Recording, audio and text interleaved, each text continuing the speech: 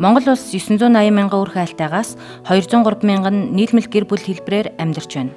Нийлмэл гэр бүл гэдэг нь залуу гэр бүлүүд аав ээжтэйгээ хамт амьдрахыг хэлдэг байна. Урьдан залуус аав ээжигээ асрах, тэжээнд тэтгэхтэй холбоотойгоор амьдарч байсан бол одоо залуу гэр бүл тулгарч буй санхүү, тусдаа амьдрах байр, хүүхдээ сургууль цэцэрлэх зөөх зэрэг асуудлаас болж хамт амьдрах болжээ.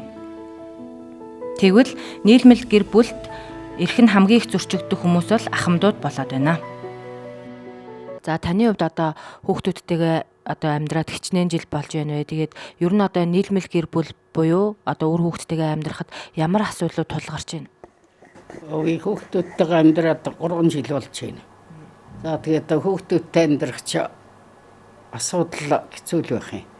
Хүүхдүүд чөглөө ажилдаа явнараа яан хүүхдүүдээ орхин хүүхдээ зөөж хүүхдийн зүйл санхүүдэд зэгийн зүрийн хэцүү л байхад хоолой жишээлбэл ирэн айтахан сайхан уралч юу 2-3 бос хийгээд ичээхдээ хүүхдүүд ч өөр хоол хийж идэх жишээ нэ. Тэгэл ерөөсөө арга гэрийг л бүх ажлыг дааж байгаа юм да ерөөсөө хүүхдүүд. Тэг хүндэл байх юм хамтран амьдрахч.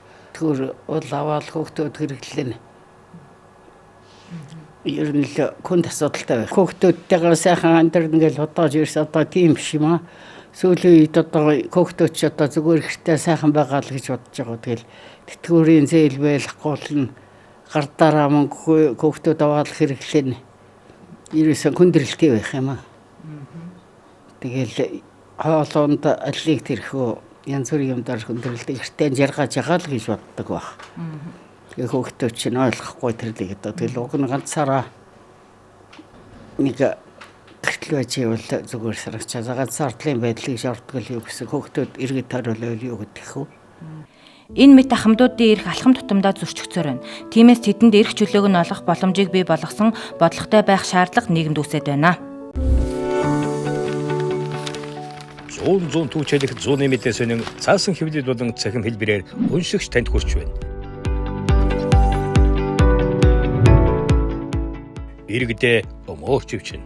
Үндэсний өдөр тутмын сонин 100 нэмэтэ